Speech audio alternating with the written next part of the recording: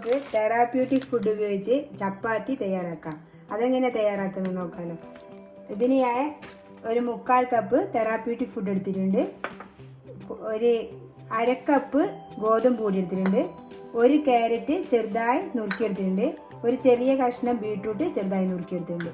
ഇതിന് കുഴച്ചെടുക്കാം.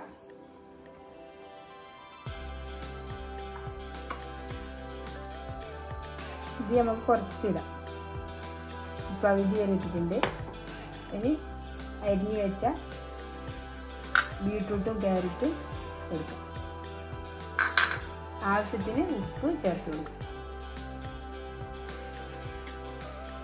ഇനി ഇതുകൊണ്ട് നല്ലോണം കുഴച്ചെടുക്കാം. എന്നിട്ട് നമുക്ക് ആവശ്യത്തിന് വെള്ളം ചേർക്കാം.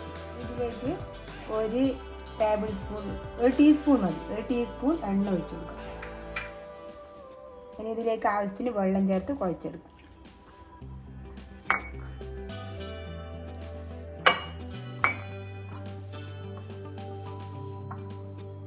കുഴച്ചെടുത്തിട്ടുണ്ട്.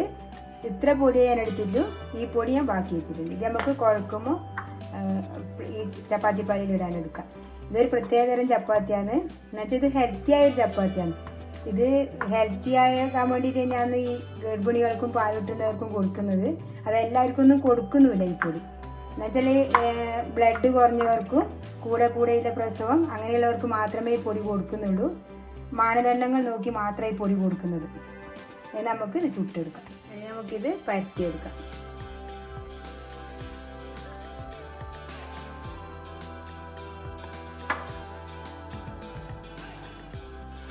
ഗോതമ്പ് മാവ് ഇട്ട് കൊടുക്കാം. ഇത് പരത്താം. എടുത്തിട്ടുണ്ട്. ഇനി ഒരു ദോശക്കല്ല് ചൂടാകാൻ വെച്ചിട്ടുണ്ട്. നമുക്ക് ഇത് ചുട്ടെടുക്കാം.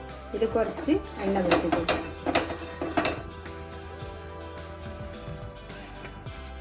ഇനി ഇത് ചുട്ടെടുക്കാം. ഇനി ഇതിൻ്റെ മുകളിൽ കുറച്ച് എണ്ണ വെട്ടി കൊടുക്കാം. ഇനി ഇതാകുന്നവരെ വെയിറ്റ് ചെയ്യാം. അങ്ങനെ നമ്മൾ ചപ്പാത്തി മുഴുവനായി ചുട്ടെടുത്തു.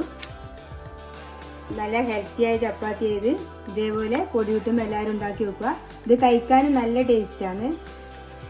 എൻ്റെ വീഡിയോ ഇഷ്ടപ്പെട്ടിട്ടുണ്ടെങ്കിൽ ലൈക്ക് ചെയ്യുക, ഷെയർ ചെയ്യുക, സബ്സ്ക്രൈബ് ചെയ്യുക.